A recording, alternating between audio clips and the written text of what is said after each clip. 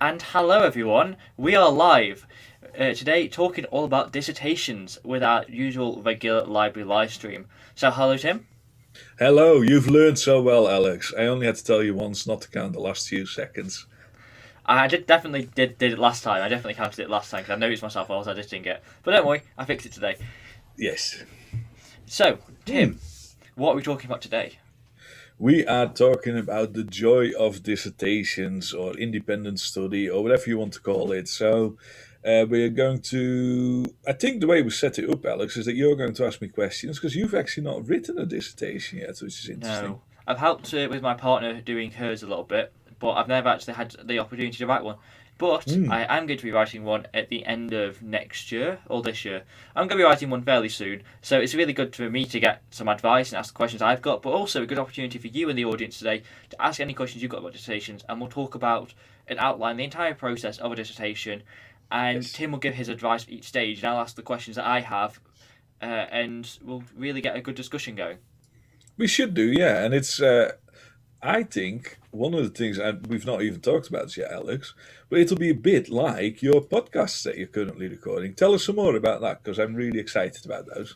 Oh yeah, so in the future, coming on the 22nd of March 2021, we are going to be releasing the first episode of the Success as a Student podcast, which is all about the skills that make you successful. And a lot of those skills will help you with your dissertation, but also other things in terms of study, in terms of your future prospects and employability, both how you get a job and how you can perform in that job, and also your personal development so that you can become better at various things and learn things that you might always have wanted to do.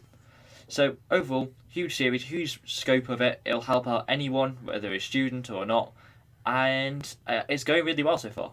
Yeah, it's a bloody big project, though. There's a lot of work involved, and you're doing really well with it. So well Yep. done. Congratulations. I've had a sneak preview of one of the first episodes. I was quite mightily impressed, so that's really good. So, dissertations. Woohoo! Actually, I'm going to be totally honest here. I love doing research and research projects, and for me, the window into doing research, so that what opened it up for me when I realized I had an interest in the academic process was then when I did my first dissertation way back when I was a wee young lad over in the Netherlands. But yeah, that really hyped me up. And it actually taught me so much as well. I think that's the really cool thing because you could pick a topic. We're going to talk about this more in detail, but you could pick a topic that you find interesting and then study it. How cool is that? That's just a golden opportunity. Hmm. So let's talk about it. What do you want to know, Alex? Where do you want to Well, begin? first of all, I'd like to talk about a little bit about dissertations, but I think we should just make a few clarifications about about how general our advice is today. So dissertations, from what I've seen, are different depending on your subject. So there are differences, aren't there, Tim? Yes, there's definitely differences. So sometimes you get a more structured dissertation format where the instructions basically give you a bit of a topic or an idea that you need to talk about. You get different word counts, so you get dissertations I know of that are only 3 or 5 thousand words. You get them all the way up to 15,000 at undergrad, maybe even 20,000, and then at master's level or even further than master's level, you get them humongous. Like a PhD thesis, in a way, is a dissertation, and they can be up to 150,000 words quite easily. Yikes. So, yeah, you get different word counts, different sizes, different remits, and all that. So, one dissertation is definitely not the other, I will say.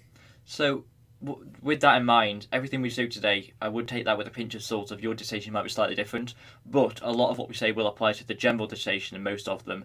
So, what I'd recommend you do is have a look at what your dissertation looks like and take and tailor what we've said to that dissertation, because a lot of it will be very applicable, but there might be a few small changes to what we've said. Absolutely, yes. Always make sure you check things against the guidelines and instructions that you've received. Always good advice. That. Hmm. So often, Tim, students do their dissertation at undergraduate level when they're in their third year.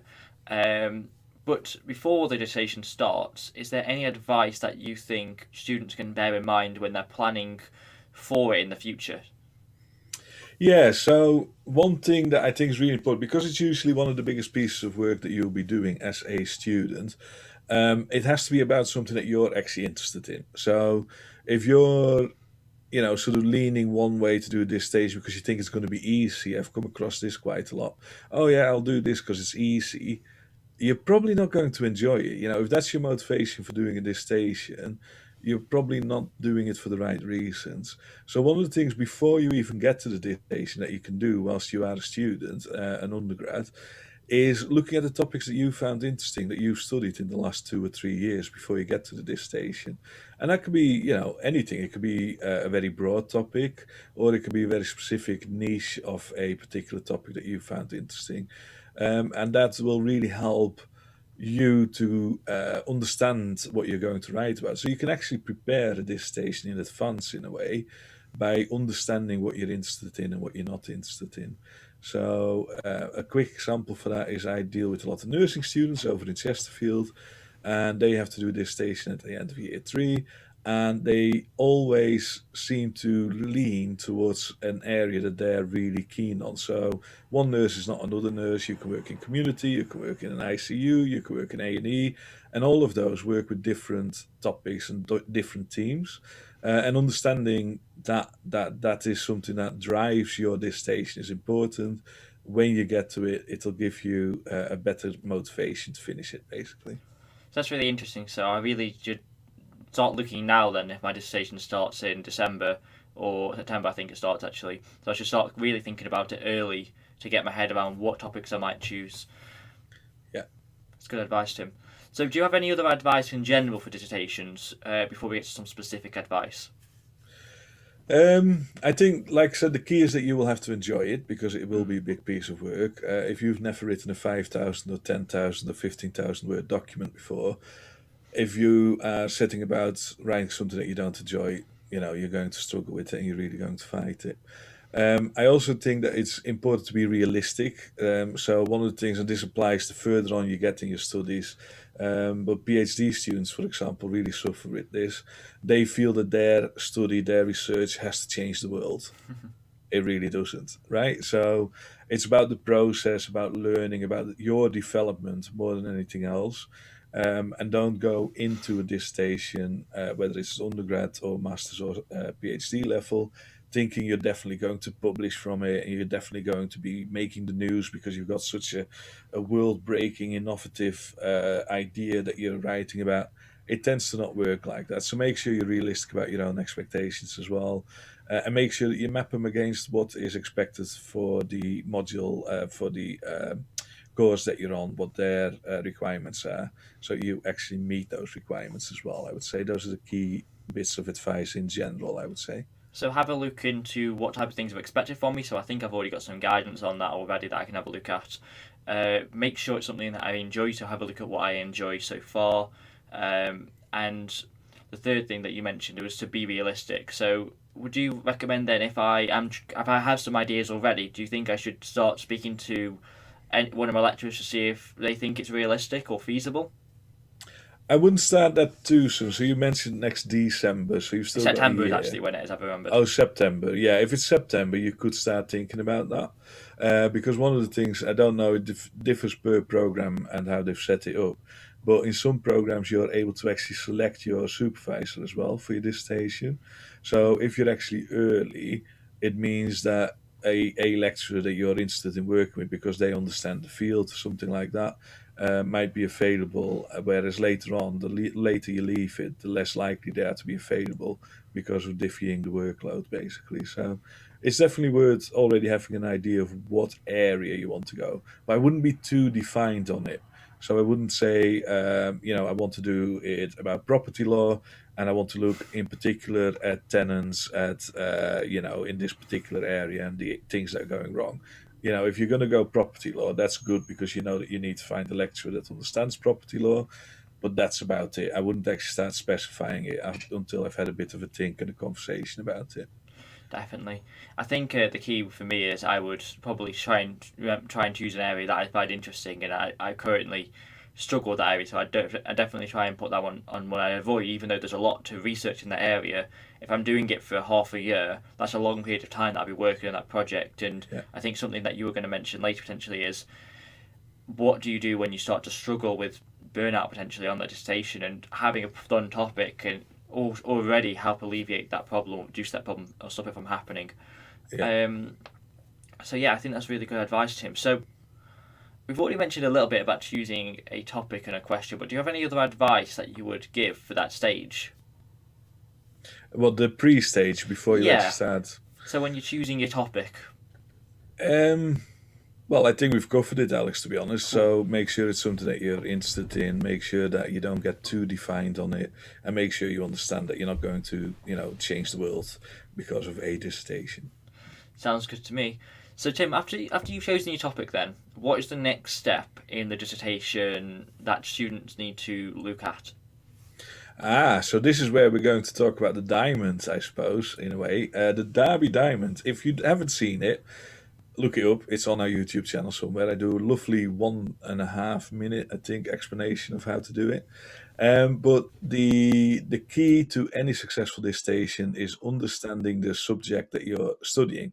So once you know what your question is and you've defined that question, you've talked to your lecturer about this is what I want to do for my dissertation.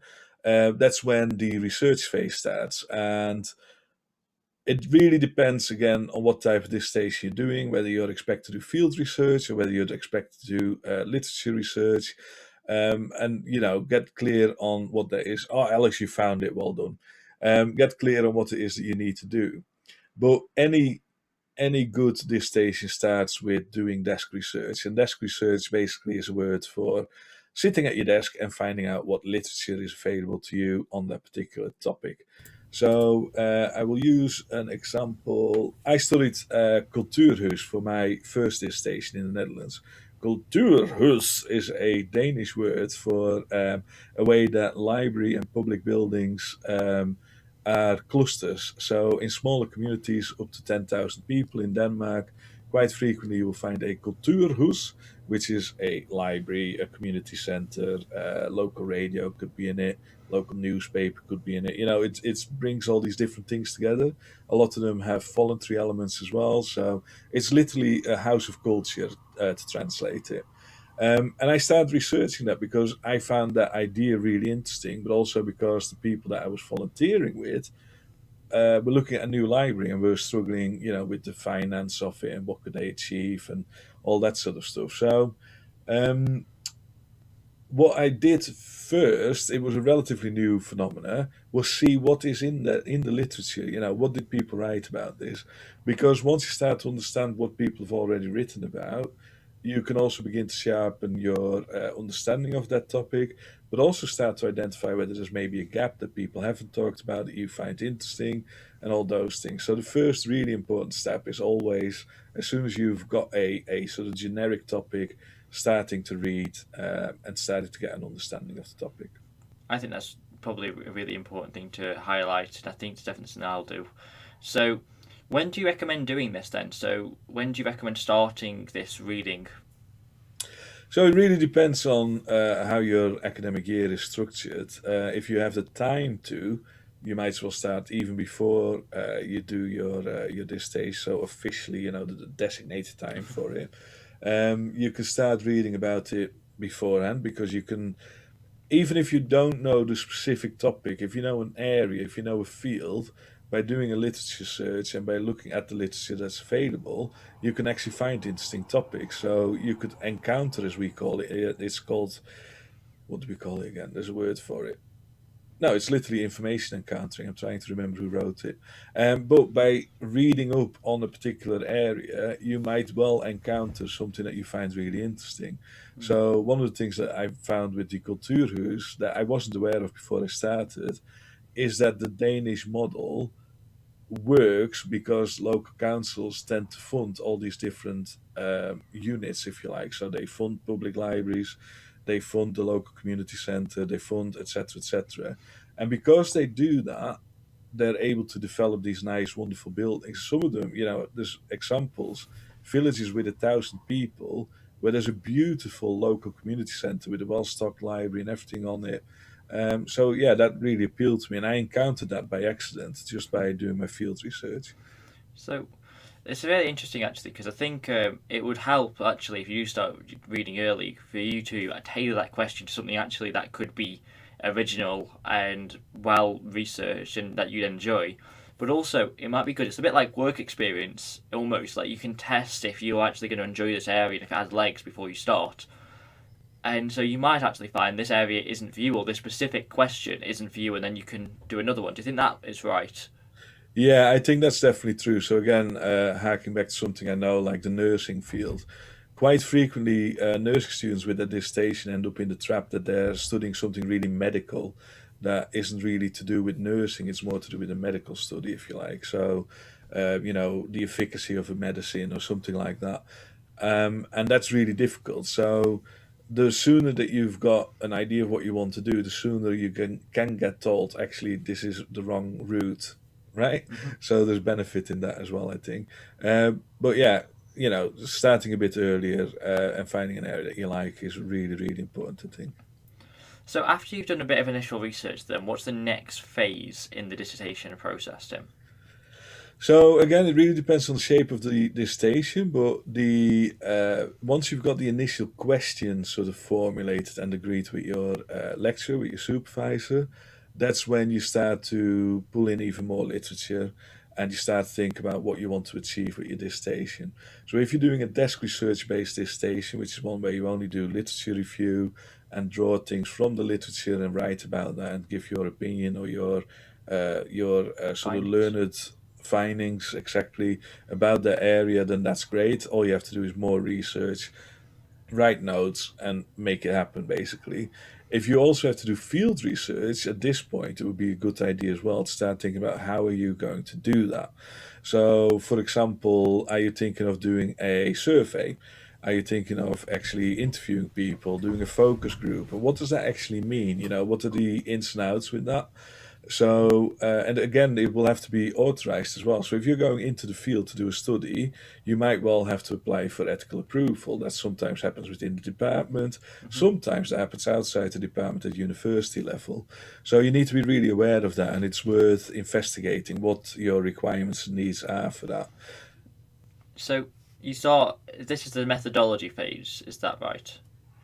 Yeah, So, so well, it's the method phase. So with there's a distinction between method and methodology. yep. And for undergrad dissertations in general, I would recommend you start thinking about your method of collecting the data, and that will inform what sort of methodology you're using. So the difference there is that the method is how you collect the data, and the methodology is how you interpret the data. Ah. Um, and it's a bit tricky because technically you're supposed to think about your methodology first, about your philosophy, about how you are approaching the research, what your view of the world is, etc., etc., etc. So if you're doing a master's or PhD, that's definitely where you start. If you're doing it as an undergrad, you're more likely to be using method over methodology. So you're going to be doing an interview, and if you're going to be doing interviews, how many interviews do you need? What are the consequences of the amount of interviews you have? What do you need for data collection, data analysis? That's a better way, a clearer way, I think, for undergraduates to start thinking about it. Mm. But again, that's very generic because in some cases you will have to do a proper methodology and work from a proper methodology. So again, make sure that you check that with your lecturer. So when you think about your method, is it worth also considering what outcomes you want in the end? So what type of outcomes you're trying to get? This is where bias might kick in. Ooh. So the it's really dangerous to study something because you want to prove something, Hmm. right? So if you're doing, I won't go into too much detail, but we're getting in the area of positivism and interpretivism or constructivism. We're talking about qualitative and quantitative. If you're doing interviews or a focus group, you're likely to be doing qualitative study, and you don't want to go in with the idea of finding something because you will actually close your eyes to other options that are out there as well. If you're doing a positivist study and you're actually trying to prove like a chemical formula, for example, or whatever else is, then you do need to hypothesize, as it's called. So you write the hypothesis, you say, I think if you mix water with soap, you get bubbles. I'm going to test it. You then write up how you're going to test it based on scientific methods. So that's a very different thing. So we're sort of straying I think, into what is research and how do you do research, which is really difficult as a balance for your dissertation, which is why I said that at undergrad level, I would think more from the method approach rather than the methodology approach, because you can get, with my PhD, for example, it took me a year just to decide on methodology, what my philosophical approach was, and all that sort of stuff. I don't recommend you do that for your dissertation. You're probably not going to have the time for No, it. probably not. So what? So with the methodology, so with the method, then, do you have any advice for how students can decide what method works for them, and also if that method doesn't work, how can they go about switching that method? So that's a really good question, Alex. I'm pleased to ask that. I'm going to react to Naomi in a second as well. Hmm. But the method, a good way of finding out what sort of method might work is finding research papers that deal with the same sort of topic that you're wanting to deal with. So, for example, if you're interested in customer service, how do you measure customer service?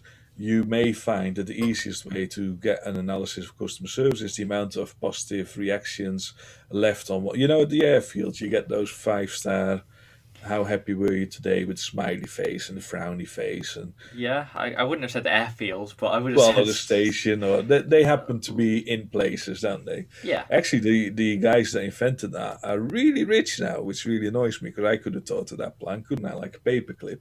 Anyway, if that is what the data that you've got, then that sort of decides the method that you are going to use. Because if you already have a body of data, then it makes sense to understand how you're going to analyze that. If you're collecting the data, it's really important to think about what am I collecting and how am I collecting it and all that sort of stuff. So yeah, it's difficult to give a generic answer because it really depends on the method that you want to use. But a great way of finding the method that you're using is by looking at what seems to be the norm in your field. So customer service, you could look at those 5-star, bing, bing, bing, bing, bing.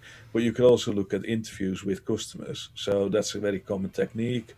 I've actually been interviewed years ago, and this is a really weird one, I suppose. When I was a student in the Netherlands, I got interviewed by a marketing company that were researching whether a tobacco brand should open a restaurant, because they were looking to diversify the business, and what they wanted to do was have a chain of restaurants that were named after the tobacco brand. And we got interviewed, and my response was, even though at the time I smoked, so even though I smoke, I wouldn't want to eat in a restaurant that I associate with smoking.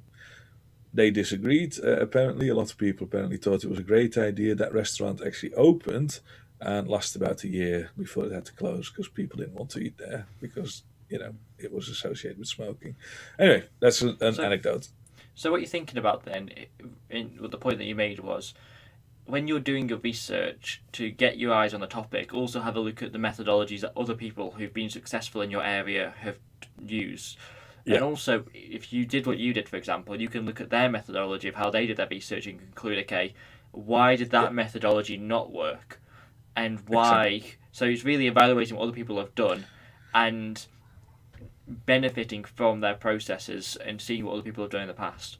Yeah, one of the things to realize is that in academic publishing, there's a bias towards successful studies. Mm-hmm. So people that write an article about why their methodology or method didn't work tend to not get published, which is Yeah. really rather annoying because we can learn so much from why something didn't work as well. Probably more than So if people have just got pot lucky at times. yeah, yeah, or always use the same methods and the same methodology and know exactly what they're doing with that. It's So interesting. I think it is relevant to understand that. So if you're looking at the journal articles, be aware that a lot of them, that because they've been peer reviewed, they should be peer reviewed. Make sure you check that. But if they've been peer reviewed, it tends to be a successful approach, and that means that if you adopt that approach as well and get an understanding of that approach, you're likely to be adopting a successful approach. Shall I just address Naomi's question because Yes, she's go for asked it. something in the chat? So Naomi said I had to do primary research. Primary research is where you actually conduct research, so that's one way of doing a dissertation. But I was terrified of doing anything that involved talking to other people. So I did a conversational analysis from transcripts of debates in Parliament. I think it would have been much stronger if I had the confidence to actually talk to people. So there's two things there. If you're using transcripts of existing content, if you like, it is still primary research, right? Because you're actually using direct. Oh, have you clicked something that you shouldn't click? You oops. All right, okay. So those transcripts are equally valid. The difference with having transcripts and doing it yourself, having the interviews yourself, is that if you do the interviews, you actually have more influence to get more data if you want to. So interviews are really powerful. Oh, I just saw the oops, yeah. Interviews are really powerful because they help you to get a follow-on question, for example. So when I did interviews for my PhD, it was really good to go, hang on, how do you mean that? What is it exactly that you've just said? I want a bit more information. Or do you think it's a successful way of doing it if they're not very clear about it? That you feel it was successful? That you feel it was something that was difficult? So interviews give you that richness, and that's why it's called qualitative as well. They give you a richness that where the numbers don't really matter. It's about Yeah. the getting really good quality information. So if you're on the fence about doing interviews because you're a bit scared about them because they seem like a lot of work, my advice would be if you can do it, if you feel like you can do it, because you will get more out of doing interviews, I think. I totally agree. I just know that even with this podcast series, that I've been working on at the moment, if I just send everyone the text messages with my questions on and they'd answered them, a lot of the richness comes from the fact that I ask follow-up questions and I learn things and I ask questions that I didn't even know were possible and Yeah, get outcomes. So you're limited by the questions you've asked if you just do a survey instead, for example. Whereas yeah, if you do in-person interviews, you can ask those follow-up questions, which yeah. can be really useful. This is where, so I can immediately, and it's turning into a bit of a research stream. Let us know if you find that interesting, if you want more of this, because we can do more of it. But what's really interesting is that that's where bias kicks in as well, unconscious bias or conscious bias. And that's something to be really aware of. So in research, we've got two terms. One is objectivism and one is subjectivism. And objectivism is usually associated with quantitative studies. Subjectivism is usually associated with qualitative studies. And basically, it's about your position as a researcher. So, with objectivism, you're putting yourself outside of your research. You're not part of the research. With subjectivism, you're subject to the research. You're part of the research. And a lot of people get this wrong. Even really well trained, highly qualified professors don't quite get that and always struggle with that particular concept. So, if you're doing an interview, be aware of your biases. Is something that I will say. Yeah. Because if you think something's really cool, so my PhD was on social media. I'm quite a fan of social media. I like social media. So I was always at risk of going, oh, why do you think it's stupid? That's stupid that you think it's stupid, right? And if you go down that lane Mm. in an interview, you're not going to achieve anything because you're judgmental about it. So it's really important to understand bias and how to deal with that.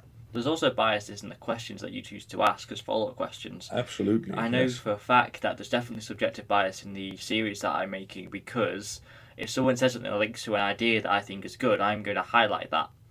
And then that will get into the episode because I've highlighted it. Whereas if something Yeah, that they've mentioned that I might not understand or might not know about its value, I might not get that out there if I don't ask the right absolutely, questions. So there is subjective bias absolutely. definitely in those. Yeah, and I could talk about this literally for days. What I find really interesting in relation to that is we've got, fortunately, we're now finally talking about equality, diversity, inclusion, and well-being, about Black Lives Matter. It's LGBTQ plus History Month, and we're talking about whether those voices are represented, and that's so important, right? So I'm acutely aware, for example, I work in libraries, I'm a manager in a library, and I'm a white middle-aged male.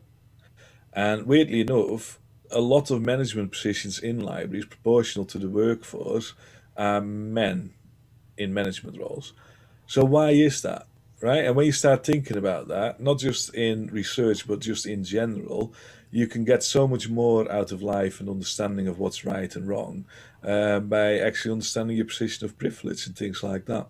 So, if you, just to give you a concrete example of how that might impact on your dissertation, if you're going to interview people about a certain topic, let's say it's about patient care, and you're only interviewing your family members, you're automatically excluding a lot of people that have very different worldview, a very different experience of patient care. So it's really important that you keep that in mind and that you actually think about that when you are writing up your research as well. So try and interview people from different cultures, backgrounds, with different Yeah, who might have different opinions. So don't just interview your friends, the classmates that have been in the same position if you've had the same classes as you, yeah, and so on. Try and interview people outside of the norms that you already know. Otherwise, you'll be putting it in a bubble, which then means that it might yeah. not be objective. It'll be in that subjectivity bubble. Absolutely. Having said that, let's be honest, for the dissertation at undergrad level, this sort of topic isn't that relevant. It's more, again, when you get towards your master's and your PhD, where this starts to become an issue. Yeah. Okay then, Tim. So we've talked about doing your research quite a bit. We didn't hmm mention much about ethics. So do you have any advice for students if they are going through the ethical process? Yeah, so with ethics is really interesting, right? So ethics are the scaffolding that we use to make sure that we actually don't harm anybody or anything in our research. And it's usually governed by the university itself. At the University of Derby, we've got a ethical committee, an ethical board per college or just in general, where people go through your ethical application. So the ethical application is basically a document that states this is what I have considered before going to do this study. Now, again, for undergrad level, quite frequently it will just be departmental consideration. So if you are doing field research, it might well be that you just have to ask your supervisor, "Can I do this?" And then it's absolutely fine. If you're publishing, if you're looking to get published with your research, you will need that higher level of ethical approval. There's a few things that I'm not going to go into too much detail because, No, again, it's a topic we can easily cover 2 hours on. But there's a couple of things you need to be aware of. Ethical approval when it comes to dealing with people under 18 is difficult, definitely. and under 18 also includes adults with Learning difficulties. yeah, learning difficulties, but also vulnerable adults. I think Yeah, is that's the the word. best. That's the word. Yeah, it's the best word. So when you are thinking about doing research, any sort of study, if you're in primary education, for example, and you do need ethics, be aware of that. That's always sensitive, always difficult. It means that lots of people have to sign forms to approve the study, etc., etc. The other group that's really difficult for ethics is healthcare. So the NHS has very strict, very stringent research rules regarding the ethics of doing a study with people. And, we've literally seen a real life example with the vaccination. So I mentioned earlier, I've been vaccinated yesterday and I had to sit down because the one I got was Pfizer. And someone I know got vaccinated earlier in the week, got the AstraZeneca one, and they didn't have to sit down for 15 minutes. And that's a direct result of ethical considerations around that product. So they had to go to the, I don't, is it NICE? I can't even remember who I authorizes. think nice authorized things. I don't. I studied it very Yeah. briefly in medical law. Some A organization body. somewhere, yeah, goes through the ethics of that particular product and says you need to do this, you need to do that. So it is really important. Is it important for undergrads? Talk to your supervisor and see if it is or not. Definitely depends. I think one thing I'd just like to highlight is that if you do get rejected in ethics the first time, just keep going. Don't think that's the end of the road. I know that my partner got rejected 9 times because she was working with young people in hers, and she got the best. She got entered into a competition for dissertation of the year in the UK for geographies, and she got rejected 9 times at ethics. I don't think it's the end of the road if you do get rejected the first time. No. The interior 9 times is quite excessive, I would imagine. But the purpose of that ethics committee is to make sure that your research meets certain guidelines. And if your first application gets rejected, seek advice, try to understand what isn't right, what is right, and then amend it and do it again. Yep. So Tim, after you've gone through ethics and after you've done some research, what's the next phase of the dissertation that you'd like to outline? So you get your ethics before you do your field research. So when Yep. you go into the field, you need to have your ethics in place, just to make clear. When you've done your research, you get to the analysis stage, and again, this is where methodology comes in. So for a lot of students, they will choose quite basic methodologies, so thematic analysis. So I've done 10 interviews. I'm going through the interviews and I'm identifying themes within each interview, right? And then I write about those themes. That's thematic analysis. Boom, I've got my dissertation analyzed. Fine. So it pays, when you know what method you're going to use and how you're going to do that, it pays to understand the workload involved with actually filling out that part of the study. So if you're doing a survey, how are you going to use, for example, SPSS, or how are you going to analyze the data you're getting in from that survey? SPSS is a statistical program that a lot of Okay. people use.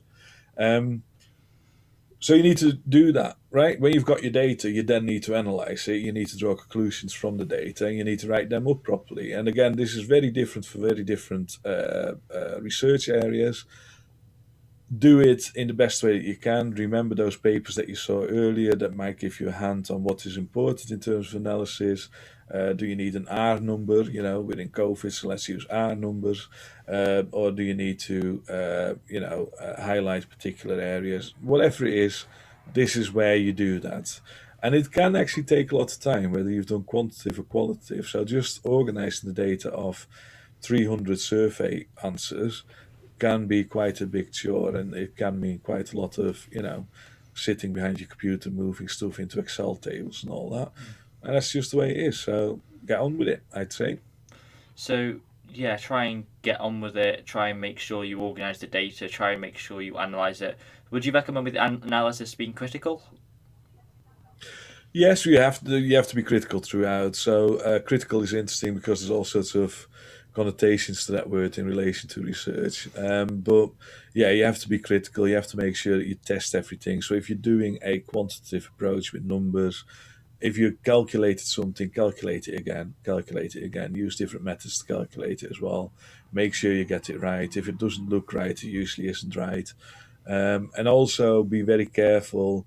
I have seen in the past with students who did do surveys that they slightly edited the data that they collected. So they would drop out certain survey answers that they didn't like and things like that. Don't do that, Always make sure you check in with your personal tutor or supervisor for the dissertation to make sure you understand what you're doing and how it should be done. Do you think this stage would benefit from a timescale also in terms of planning a timescale for your dissertation? Yeah, I think with the whole dissertation and the diamonds, referring back to that again, talks about this. You need to plan everything through. You need to understand what you're doing. So having a period of time when it comes to doing your desk research, not your desk research, sorry, doing your analysis is really important. And again, like I said earlier, be aware it can eat up time quite quickly. So doing a really good qualitative analysis, I've used grounded theory, for example. It means that you have to add keywords. Then you have to categorize all the keywords. And you do this on all your interviews. So if you've done 40 interviews that are an hour or 2 hours long, you can imagine how much text that you're actually dealing with. You've got to go through everything with a fine comb. It takes time, and be aware of that. It's not always fun. The other thing that really takes time is transcribing your interviews. If you're not experienced in transcribing, then you could be in real trouble, because you actually, if you've done 10 interviews for an hour, my ground rule is that you need 4 hours of time to transcribe 1 hour, and that's if you're experienced and have the right equipment. So you may well end up taking a whole working day to transcribe one 1 hour interview. When you've done that 10 times, trust me, you're pretty cooked. You don't want to do it again. So you need to make sure that you actually have enough time planned then. So when you are initially thinking about your dissertation, your methods that you're going to use, bear that in mind then. Absolutely, yeah. So yeah, bear it in mind. So something that I recommend generally when people plan essays is to have time gaps, so where you've got some flexibility in your time. I think this would be probably more important in dissertations. Do you agree with that? Yeah, definitely. If you work to deadlines all the time and leaving things at the last moment, with dissertations more than anything else, you're shooting yourself in the foot. So you will have a meeting with your supervisor where they go, I'm not happy about this, you're going to have to rewrite that, or I think you need to do more surveys, you need to get more data in. And those setbacks can really eat away a lot of time, because if you're you've done your analysis, and all of a sudden you get the feedback that you need to try and get another 50 survey answers. That means you have to go out there and get 50 people to fill in your survey. That takes time, right? That just takes time. Time becomes such a commodity when you're doing a dissertation. Um, so yeah, really important to plan ahead and actually draw on experience of others as well. So talk to your personal academic tutor, talk to your pals. You know, what did you do? Did it work for you? What didn't work? If you know anybody who's, for example, studying a master's and has already done a bachelor's degree, talk to them. You know, make sure that you get an understanding of what is involved. And like I said, you know, we keep coming back to it, but every subject area, they do dissertations differently. They have different rules and guidelines and methods and methodologies. So make sure that you check that very carefully as well, so you get an understanding of what you want to do. Yeah, I think that's really important, especially talking to students in the years up above you to see what their experiences were and get their perspectives.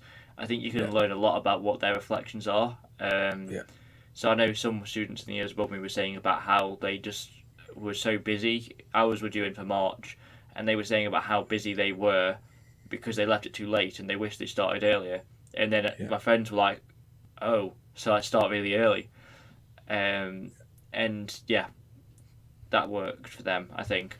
So yeah, yeah. learning from the people above you is definitely important. So Tim, what's the next phase, if there are any other phases of the dissertation process?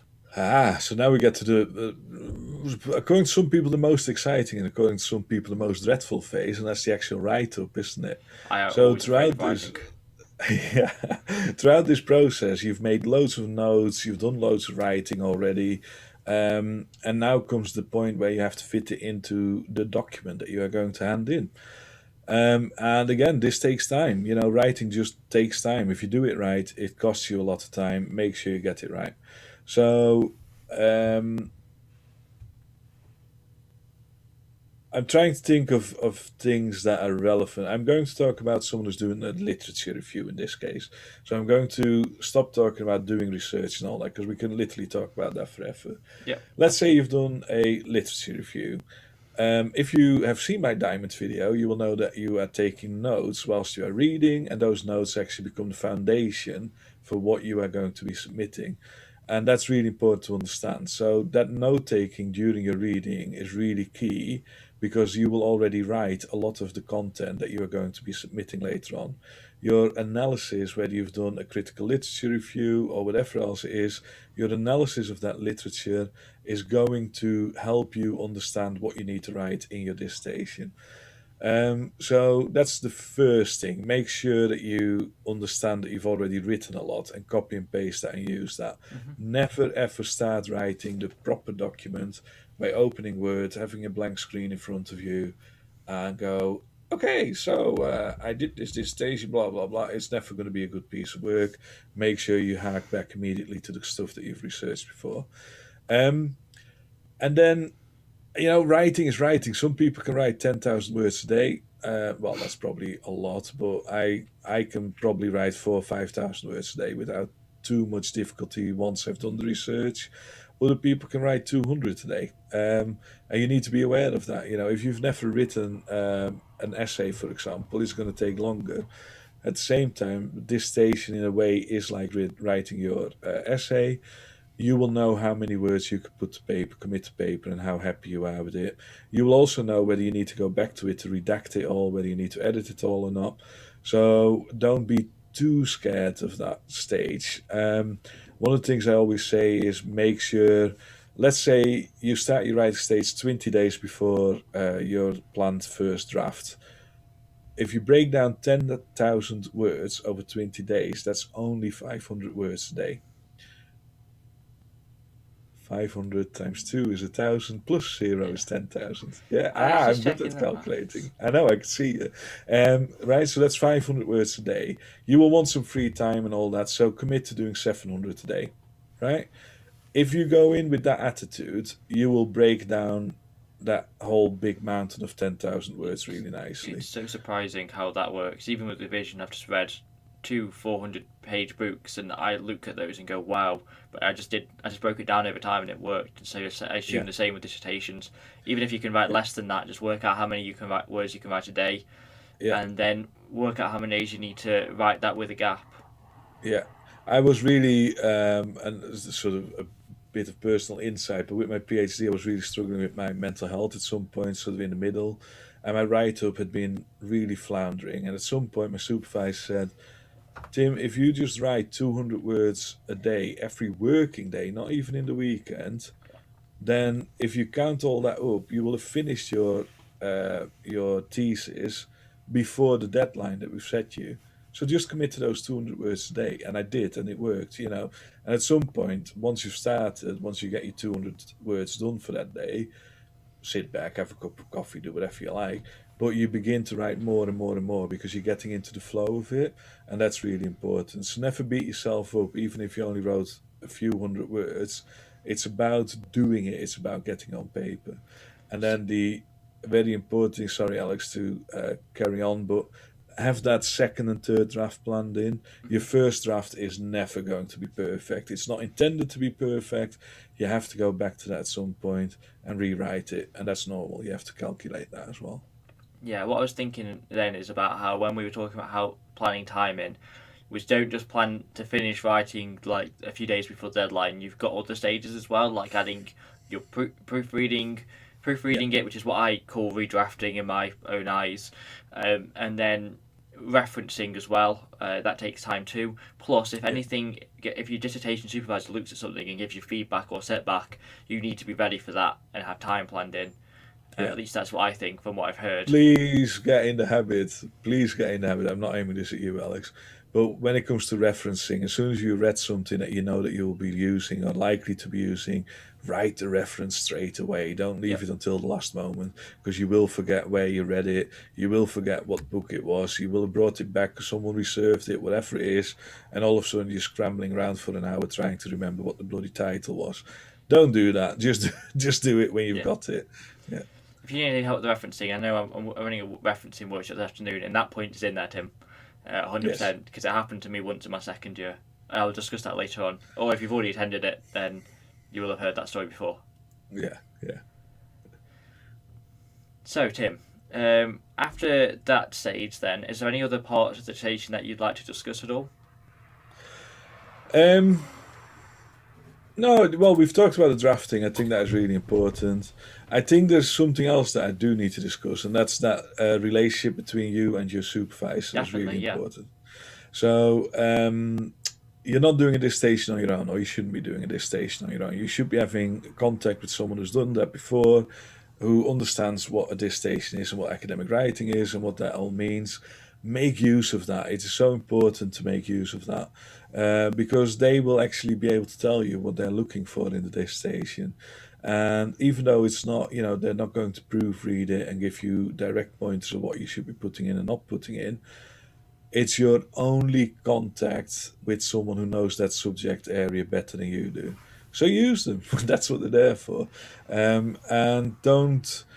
We talk about this a lot. Feedback is so valuable. Don't get disheartened if you get some negative feedback, or if you know, as long as it's constructive, it is valuable. So if someone says, "Look, I really don't like the way that you've constructed this paragraph, or this whole section doesn't read well. I don't understand what you're trying to say," that's really invaluable feedback because actually that means that you need to go over it again and fix it. If you don't get that feedback, you would have submitted it and you would have failed the station. That would be way worse, wouldn't it? Yeah, feedback's an opportunity to improve and get better, and people who give you feedback are doing it to benefit you. It's far Yes. better if they give you feedback that's negative than to say it's okay and then they mark it and go, this is terrible. Yeah, absolutely. Yeah.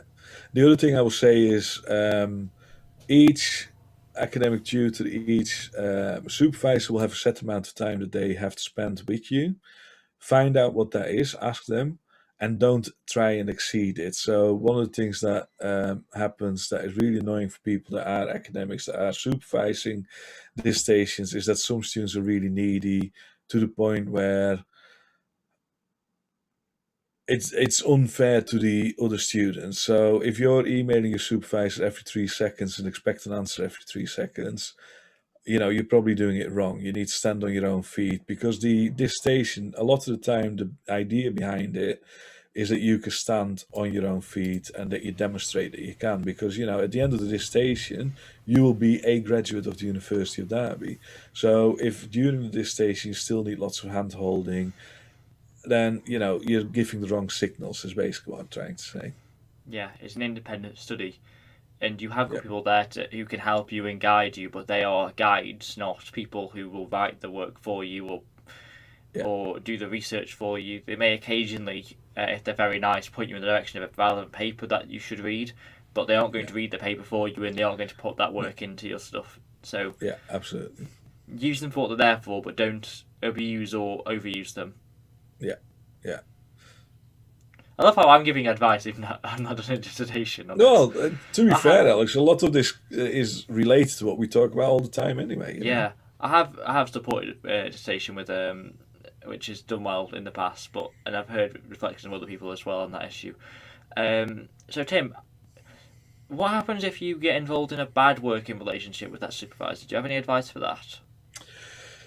Yeah, this is always unfortunate. It can happen. One of the things, did I mention this early on? It always pays to try and get ahead with selecting a supervisor Yep. and beating the queue, because it shows that you're interested, it shows that you're keen, and it helps with that relationship with that supervisor. Go on. If you can pick your supervisor, because obviously caveat Absolutely, is, yeah. So I continue. Yeah, sometimes supervisors allocated, which is also a fair system. So if you don't get on with your supervisor, how do you deal with that? Well, firstly, understand your opposition to your supervisor. So what is it that you don't get on with? Are you not getting on with them because they're telling you that you don't understand what you're doing? Then you probably don't understand what you're doing. Are you not getting on with them because their behavior is grinding and you feel like each time you go in you're being told off like a little child? Then there's possibly something more going on. So there's two things to keep in mind there. One is always ask advice from your union. That's what they're there for. We've got a wonderful advice team in the union. And, if you feel like you have actually been aggrieved in any way, shape, or form by a personal tutor, talking to your union and also your union rep is very valid, and is a route that I don't think students use often enough and should be using a bit more. Also accept that if the union or your union rep says, well, I'm really sorry, but I don't think you've got a case here because you're a bit oversensitive about it or whatever it is, that could be the case as well. But if you are apologies, if you are oversensitive and if you feel like you're really struggling, there might be something else going on. And it's not rare for students who get to the dissertation stage, which is also sort of the crowning glory of your 3 years or however long you've been at university, to feel a bit overwhelmed with things and to actually, it's the end of a long chapter and it's a big piece of work. It's the one that decides your grade more than anything else. There's a lot of pressure as well. So make sure you reach out and understand that we've got a well-being service. They actually do training on how to deal with that sort of stress as well. Use the people around you to get over any problems you might have. It depends really personally which tutor you've got and who that tutor is. I have always found in my time as a student, and I've been a student for a long time, having done an undergrad and a master's and a PhD, that being open and honest with a tutor actually helps you to amend a relationship. So if you feel like you're being aggrieved, if you feel like there's something wrong, share it with them. Just say, hang on, I think you're treating me a bit wrong here. Don't be aggressive about it. Don't be angry about it. That doesn't help. But try and discuss it as well with that personal tutor. That's always important, I think. Yeah, I think that's all really good, especially just talking to them is probably the best option, because they may not understand what your circumstances are or why, or that you even have a problem. So just discussing it with them, being open, being honest, being nice, being fair to them as well, because they probably are very, very busy people. I can imagine they have a huge workload. I don't know, Tim, you've done this type of thing before, and they'd want the best for you, but they also have to help a lot of other students out probably and do other lectures, so they will do their best for you in the time that they can reasonably give you, I can imagine. I don't know if you'd agree with that, Tim. Yeah, no, absolutely. I'm not always sure students understand how busy academics can be, because teaching quite frequently is only part of the workload. There's a lot of research pressure as well. Mm. There's a lot of organizational management pressure. So it's not as simple as, oh, they're there for me and I should be able to contact them whenever I want them to. It just doesn't work like that. It's very easy to think that that lecturer only teaches your class, and Yes. so often you can then find out without having any reason to even know that they teach lots and lots of other classes, have lots of other cohorts to deal with, Yeah. and so they're very busy people at Yeah. times. So just bear that in mind as well. Yeah. And they also might Absolutely. have marking commitments as well that are huge at the same time for other assignments that you don't know Yeah. about. Yeah, especially with dissertations that take place over the summer, for example. Certainly in the beginning, there's a lot of marking workload, because the exam period before so you're starting your dissertation during the exam period or just after it. That means that your lecturer will have marking at early stages as well. So keep that in mind. Yeah, love your lecturers, love your library. Yeah. They're there to help you. That's the key Yeah. thing that I think of. So Tim, we've got 5 minutes left before we end the stream today. Is there anything that you think you would like to recommend students to do, or any further resources that you recommend that you'd like to talk about in the last 5 minutes? Use us, the content that we create as skills team. We are here for you. We try and get a lot of stuff done for you. So make sure you use that help that's available. With your dissertation, make sure it's a topic that you enjoy, that you want to be doing, and also understand that there is just a lot of pressure. Learn to cope with that and make that happen. But try and use it as a learning opportunity as well. I think that's really important. That sometimes gets forgotten. So in that example I gave with the cultuurus, I really learned a lot from that. Not just about that particular phenomena, but about the interaction. You did that Windows thing again, Alex. I know it Not happens just whenever about I the change tabs. I was getting some ebooks up. right. But yeah, I learned about interaction between councils and libraries and between different voluntary sectors and all that. So important. So try and make most of the opportunity you've got. Most people only ever do one degree, and therefore, try and learn. That's basically it. Alex, you bringing ebooks up probably means that you've got some more tips. Yes, I have some ebooks that could be useful for students to read if they want further depth on anything that we've discussed today. I highly recommend reading a book. It's what I'm going to be doing in the next few weeks. After having interviewed them, I'm going to go and do some reading. I'm going to probably read one of the books that I'm going to show now. So I'm at the library homepage currently. As ever, this is the starting place that I usually start at. If you want to get here, you could just search University of Derby Library or get here through UDO or the main University of Derby website. But we have some useful ebooks and a dissertation skills guide that might be worth highlighting. So if you go to find subject information from the library homepage and scroll down to these tabs here, and you click on this, and then go to our skills guide. So at the bottom right of the page, go into the skills guides and clicking on that. We then have a dissertation skills guide and an independent study skills guide, both very similar. Have a look at both of the different pages. But if we just go to the dissertation one for now, there are some really useful books that are here in the resources section, including this one here, which is available as an ebook. I think this one here is also an ebook. So if I click on this one, yep, you can view this one as an ebook. It's all about planning your dissertation. And that's quite small, very easy to read if you're not used to reading longer books. And that's all about thinking about the time and time constraints of planning for a dissertation. But there are also other books that are available for doing dissertations. So here's this one, also available as an ebook, about completing your master's dissertation, and then there is one about undergraduate dissertation. So do have a look at those. I'm going to be reading this one because I'm doing my dissertation at master's level. Also, just to interject for a second, that planning a dissertation book that you showed, the little one, I think to buy that's only about 5-6 quid. So if you want to have it, if you ever are in a Blackwell's or Waterstones, they could probably get it for you. Yeah, I bought mine I think for £8, but that was when it first came out. Because I bought a bunch of those when I was a student. So yeah, these are books that are relevant. There's also all these tabs on this page as well, which have useful information about what Tim has discussed today, different stages. And yeah, hopefully you'll find that useful. So I'm going to transition back to me and you, Tim. So, is there anything else to add before we end today?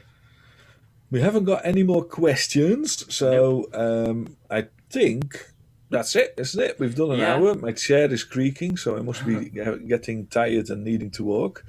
I think that was. I hope that was interesting. I'm not sure if it was. I think it was. I learned a lot, given the fact that I've not done one yet. So I think anyone who's watching or will be watching in the future has. So if you have found this useful, do leave us a comment to say that, even if you're watching this back at a later date. It's really useful to see your feedback. Or if there's anything that we didn't talk about today that you might have wanted us to talk about, let us know, because we can talk about that in a future live stream. Yeah, if people want to know more about research topics, for example, about that methodology that we've talked about, maybe we could do something about that later on as well, because I find that personally very interesting. So I'm qualified to talk about it, so why not? Yep, and I'm qualified to learn about it. You are indeed, yes. Shall we wave? Yeah. Okay. Goodbye. Bye-bye. Ooh, titles. Have we got posh titles? So today's live stream was brought to you by the University of Derby Library Skills Team. Today, Tim Zijlstra, or Dr. Tim Zijlstra, sorry, the Library Experience and Skills Manager. You did a great job of discussing and outlining using your skills what a dissertation is and how to do one. Thanks also to Naomi Bowers-Joseph and to me for just sort of sitting here and asking questions and learning. Love my job. And thanks to Stephen Plant for all the graphics that you have seen today. Yes. And if you want to be on that panel at the end at some point and you want to take part in a live stream, this is a brand new idea, by the way. But just let us know, we'll see if we can find a space for you. Yeah. Definitely. Bye, Naomi. Goodbye, everyone. Bye-bye. Bye.